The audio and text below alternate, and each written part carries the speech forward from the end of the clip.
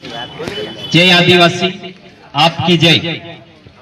ये यहाँ पर जोत्रापुर बोसरोया, ये यहाँ का जो पढ़ा लिखा वर्ग है जो मेरी आवाज को सुन रहे हैं वो ध्यान से सुने कि यहाँ पे जो बैठे हैं ये लोग ऐसे मामूली लोग नहीं है।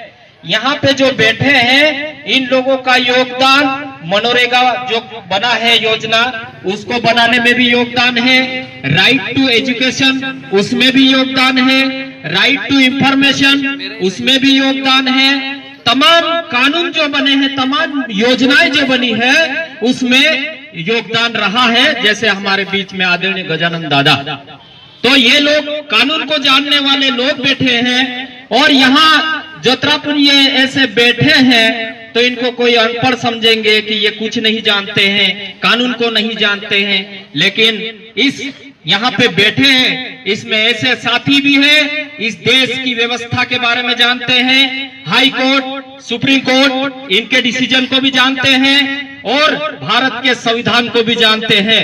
हम लोगों को चिंता है कि हमारे देश में भारत का संविधान को खुलेआम जलाया जाता है जंतर मंतर पे, जिससे इस देश की व्यवस्था चल रही है। क्या हो रहा है इस देश में? यहाँ पर किसानों की हालत जर्जर होती जा रही है। मंडी मेरे घर में भी अभी 20-30 कुंटल गेहूं रखे थे, लेकिन आज आएगा भाव, कल आएगा भाव करके 3-3 कुंटल 4-4 कुंटल बिक रहे हैं रोज। भाव मिल नहीं रहा है तो किसान क्या करेगा?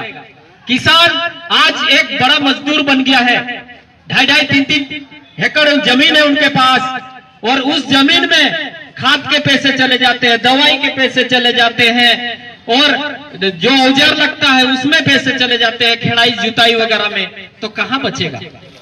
बीज लाता है उसका भी ब्याज में चले जाता है। 6 महीने में किसान पैसे देखता है, जैसा वैसा करके अपनी खेती चलाता है, लेकिन वो किसान के पास बचता क्या है?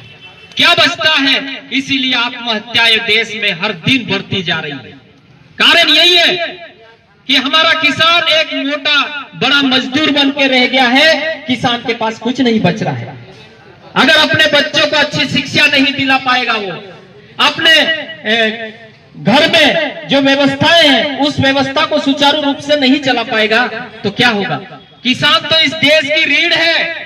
अगर किसान ही इस देश में एक लाचार स्थिति में चले जाएगा, गर्त की स्थिति में चले जाएगा तो इस देश का क्या होगा? क्या पैसे खाएंगे? अभी कोरोना काल में ऐसे कई कंट्री में उदाहरण देखने को मिला है कि वहां पे लोग, एक परिवार के लोग इकट्ठे मर गए तो उसने सामने वाले ने बिल्डिंग के ऊपर से पैसे फेंका सड़कों पे। ऐसे भी दृश्य देखने को मिला है। और ये जो मंडी का जो मामला है और भी जो मनोरंजन जो पंचायती वाले जो मामले हैं, इसमें सबसे ज्यादा आदिवासी समाज बर्बाद हो रहा है। आदिवासी समाज को योजनाओं का लाभ नहीं मिल रहा है। आदिवासी के नाम पे इतनी योजनाएं बनती है, कितनी अनगिनत योजनाएं बनी है, लेकिन अंतिम व्यक्ति तक वो योजनाएं नहीं आ रही है। और हमारे नाम पे बजट बनता है, देश का बजट अलग बनता है, आदिवासियों का बजट अलग बनता है 275 के तहत, लेकिन वो जो बजट कहाँ पे कैसा लग रहा है उसकी भी जानकारी नहीं है। हम लोग, मैं कई जगह माइक के माध्यम से बोलता हूँ कि आदिवासियों के जितनी भी योजनाएं आती है, बजट पास होता है, उस बजट को 17 से 19% सिर्फ खर्च होता है, उसमें भी भ्रष्टाचारी, शोषण, अत्याचारी आ जाती है और बाकी पैसे रिप्लेस हो जाते हैं, डाइवर्ट कर दिए जाते हैं। डाइवर्ट कैसे? जैसे इंदौर का IT पार्क बनाना है, कॉमनवेल्थ गेम घोटाला है, ऐसे तमाम चीजों में बड़ी बड़ी व्यवस्थाओं में वो अमरा नावेन पैसा रहे छे, तीसरी जगह कर देतला और फिर बाद में ओवी अगलू बजट आवतलू कि ओवी आछे पैसा 17 से 19% खर्च करतला, बाकी पैसा ओवी जात रहतला, तीसरे जगह कर देतला और बदनाम कौन होतला? हमू। अगर छे पैसा पूरा 50% भी अगर सही तरीके से सुचारू रूप से क्रियान्वयन किया जाएंगे तो इस देश में सबसे बेहतर एजुकेशन हमारे पास होगा। मीडिया में हमारे लोग हो गए, मास कम्युनिकेशन में हमारे लोग आज तक नहीं गए, NLU के माध्यम में लाभ में नहीं गए हमारे लोग, एकदम उच्च शिक्षा में हमारे लोग जाने लग जाएंगे। हर साल विदेश में पढ़ने के लिए हमारे लिए योजनाएं बनती हैं, वहां पे भी हमारे लोग नहीं जा पा रहे। कैसे जाएंगे? सब खा जाते हैं। और इस क्षेत्र के जो विधायक है, जो जिम्मेदार नेतृत्व है, वो भी ध्यान नहीं देते हैं। अभी जो ये रैली निकली है, इस रैली को कुछ लोग ये जोड़ देंगे, अरे ये तो भाजपा से जुड़े हुए लोग हैं, अरे ये तो कांग्रेस से जुड़े हुए लोग हैं। लेकिन मैं कह देना चाहता हूं कि यहाँ पे जो बैठे हैं, ये सिर्फ इतने लोग नहीं हैं, ये पूरा मध्य प्रदेश आके बैठा है यहाँ पे। और इस रैली को पूरे भारत के तमाम राज्य के कोने कोने के लोग भी देख रहे हैं। हमारे पास ऐसे ऐसे युवा हैं जो पहले हमारी खबर गांव में नहीं छपती थी, अभी हमको परवाह नहीं है खबर छापो या मत छापो। हमारे पास यूट्यूब चैनल आ गए हैं, इंस्टाग्राम आ गया है, फेसबुक आ गया है, व्हाट्सएप आ गया है। अब हमारी खबर times of India, Hindustan times, बड़े बड़े जो नामी राष्ट्रीय लेवल के अखबार हैं, उन अखबारों में भी हमारी खबरें छपने लग गई है। अब अपना आदिवासी समाज कमजोर नहीं है। एक बात और बता दूं कि मैं सर्विस करता हूं, तो लोग बोलते हैं कि तुम सर्विस वाले बोल नहीं सकते। मेरा ट्रांसफर अभी गुना कर दिया गया ताकि जोबट में चुनाव है, ये इंदौर में बैठ के जोबट के चुनाव को प्रभावित करेगा।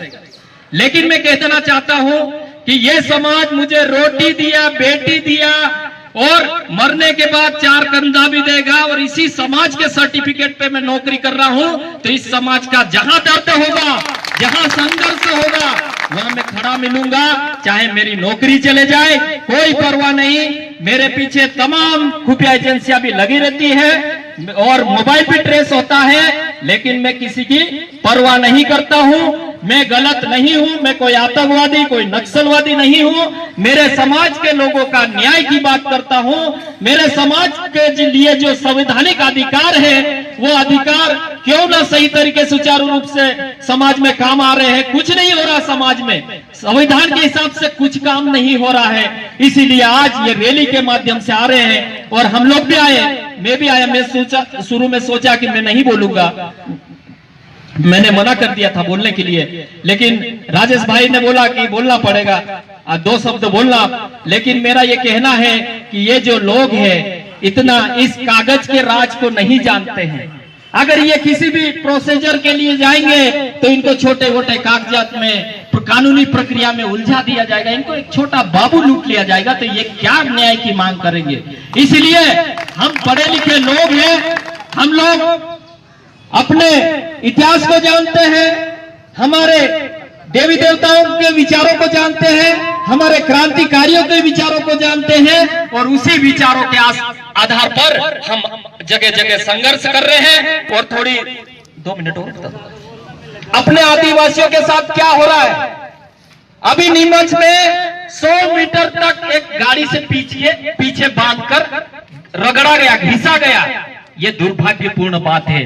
दूसरी बात, नेमावर में उनको मार दिया, बलात्कार कर दिया, 3 नाबालिग थे, उनको भी मार के जेसीबी से गड्ढा खोद के 10 फीट नीचे जमीन में गाड़ दिया, और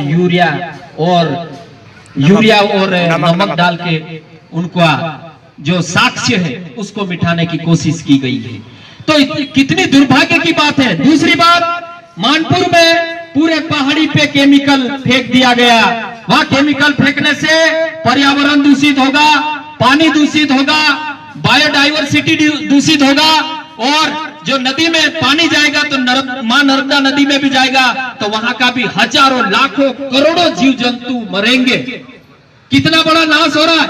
उनके ऊपर बड़े बड़े स्तर पर कार्रवाई होना चाहिए, लेकिन यहाँ देश में कभी पार्टी पॉलिटिक्स का प्रभाव रहता है, कोई कार्रवाई नहीं होती है। जिन लोगों ने इस मुद्दे को उठाया, उन लोगों को रात भर मारने के लिए दौड़ाए लोगों ने, ऐसा हुआ।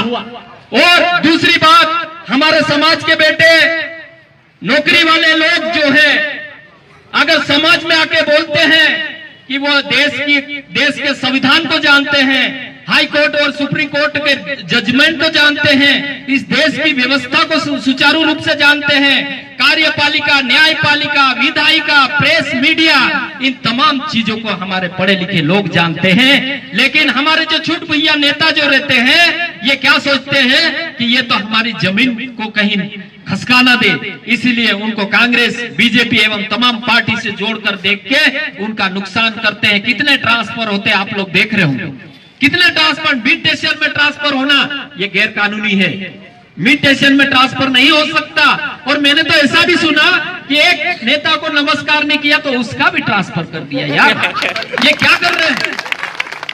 और ये ट्रांसफर से, मैं तो ट्रांसफर से मैं कभी नहीं डरता। मेरा जैसा हुआ मैंने बोल दिया, मैंने कोई गुनाह नहीं किया, फिर भी हमारा गुनाह हो गया, लेकिन मुझे डिस्चार्ज कर दो, सस्पेंड कर दो, और भी जितनी ताकत लगती है वो ताकत पूरी लगा दो।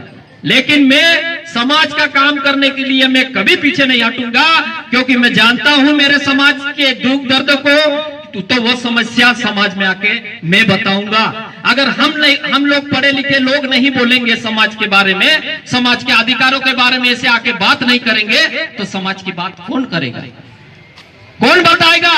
कि आज जैसे अभी हम लोग पढ़े लिखे लोग हैं तो व्हाट्सएप, फेसबुक, इंस्टाग्राम के माध्यम से हर चीज को जानते हैं, लेकिन बाकी लोग क्या जानेंगे कि इस देश में कौन सा कानून नया बन रहा है, कौन से राज्य में क्या हो रहा है, आप झारखंड में क्या हो रहा है, उड़ीसा में क्या हो रहा है, असम में क्या हो रहा है, और छत्तीसगढ़ में क्या हो रहा है, इधर आंध्र तरफ क्या हो रहा है, राजस्थान, गुजरात में क्या हो रहा है, किसको पता।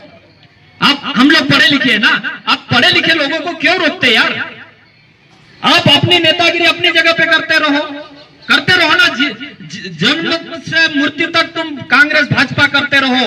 और ये मैं आप सबके सामने कहता हूं, मैं ना कांग्रेस ना बीजेपी किसी भी पार्टी से जुड़ के हम लोग नहीं रहता है। और ये जो जितने भी लोग आए हैं, ये आज का जो एक प्रदर्शन कहना चाहिए, ये एक यहाँ पे सुनवाई नहीं हो रही, देश की जो व्यवस्था है, मंडी की व्यवस्था है, जर्जर होती जा रही है, इसलिए ये लोग आए हैं। इन लोगों के संघर्ष को ना कोई जातिवादी समझे, ना कोई किसी शासन और प्रशासन के लोगों के खिलाफ समझे, ऐसा नहीं समझे, क्योंकि भारत का संविधान ने हमको संघर्ष करने का भी राइट्स दिया है। उस राइट्स के तहत ये लोग आए हैं और इन लोगों के साथ पूरा देश के लोग हैं। और अब मैं इतना कह के अपना स्थान ग्रहण करूंगा। और नौकरी वाले जितने भी भाई हैं, यहाँ पुलिस में भी अपने भाई होंगे, उनको भी कहना चाहता हूं कि आप अगर यहाँ कोई भी विवेचना में आए तो उनका साथ दे, नहीं तो क्या है कि अपने वालों को लूटने में, बर्बाद करने में लगे रहते। अभी जैसे बिस्टान का घटना है, बिस्टान में क्या हुआ, दोनों पक्ष अपने ही थे, क्या हुआ वहां पे, लेकिन कितनी बुरी स्थिति हो गई कि वो एक ब्रेकिंग न्यूज बन गया पूरे देश में। तो ऐसा नहीं होना चाहिए।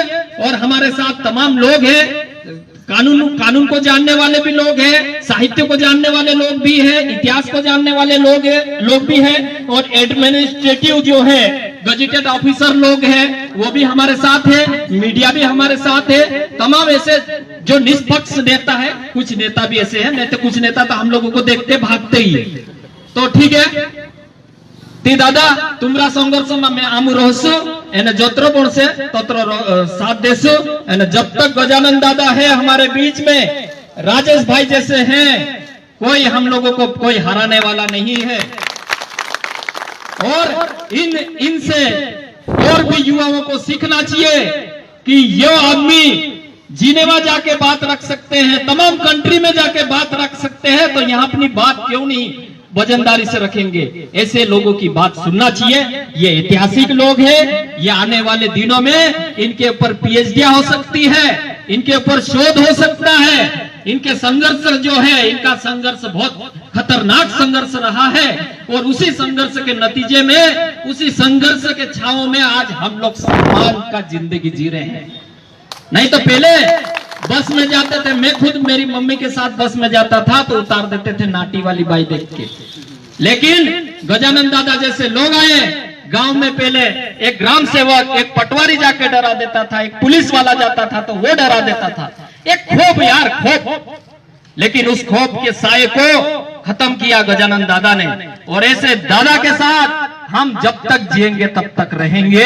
उनको, उनकी ताकत बन के हम लोग साथ चलेंगे, आगे आगे दादा चलेंगे, पीछे पीछे हम लोग चलेंगे। अगर ये गजानन दादा 22-23 साल की उम्र में समाज के लिए आए, क्या ये इनके पास कौन सी एबिलिटी की कमी थी? आज इनके बाल सफेद हो गए, बूढ़े हो गए। अगर ये भी बेईमानी करते, भ्रष्टाचारी करते, तो ये भी किसी इनोवा जैसी गाड़ियों में घूमते, लेकिन आज एक पुरानी मोटरसाइकिल लेके आते हैं, क्योंकि वो जानते हैं कि मेरे समाज का दर्द है, उस समाज के दर्द को हम सब मिलके खत्म करेंगे। और ऐसे अब यहाँ पे तो ठीक है, बाकी जो दूसरी जगह है 52 गांव में अभी और जमीन छीन जा रही है। जमीन पे अरे विकास तो हम भी चाहते हैं ना यार, विकास कौन नहीं चाहता है, लेकिन हमारी छाती पे विकास हुए, ये विकास हमको मंजूर नहीं है। हम ऐसा विकास चाहते हैं, अगर मेरे गांव में कोई विकास हो रहा है तो मेरे गांव के लोग वहीं होना चाहिए, मेरे दूसरे फले वाले लोग भी वहीं रहना चाहिए, ताकि हम शादी ब्याह और कोई त्योहार साथ में मना सके। उसको बोलते हैं विकास। विकास विरोधी नहीं है हम लोग, विकास चाहते हैं, लेकिन मेरा समाज आज कितने 3.5 करोड़ से ऊपर उजड़ गया कि उनके आंकड़े सरकार के पास भी नहीं है। तो इस समाज की हालत कितनी बुरी है, इस हालत को कौन देखेगा? नौकरी वाले तो अपनी मस्ती में मस्त है, एक टीवी बीवी और बंगला, उसके अलावा उनको कुछ नहीं है। लेकिन आने वाली नस्ल आपकी कैसे जिएगी? शिक्षा व्यवस्था में नौकरियां भी नहीं मिल रही है, तो कहां कहां कैसे ले जाके जिंदा रखोगे? जीने का संसाधन जो खेत वगैरह है वो भी सिकुड़ गया है, और अभी नौकरी में जो मिल रहा है कुछ ही लोगों को मिल रही है, कुछ लोगों को नहीं मिल रहा है, तो वहां पे भी हम लोग कमजोर हैं। तो हम लोग चाहते हैं कि हमारे लोग मीडिया में हो, हमारे लोग व्यवसाय में हो, हमारे लोग बाजार में हो, हमारे लोग ब्यूरोक्रेट्स में हो, हमारे लोग कार्यपालिका, न्यायपालिका, विधायिका में हो, हमारे लोग हर जगह हो, जुडिशरी में हो हमारे लोग। ये चाहते हैं हम लोग, तब जाके हम लोग एक आनंदपूर्ण और शांतिपूर्ण सांस ले सकते हैं।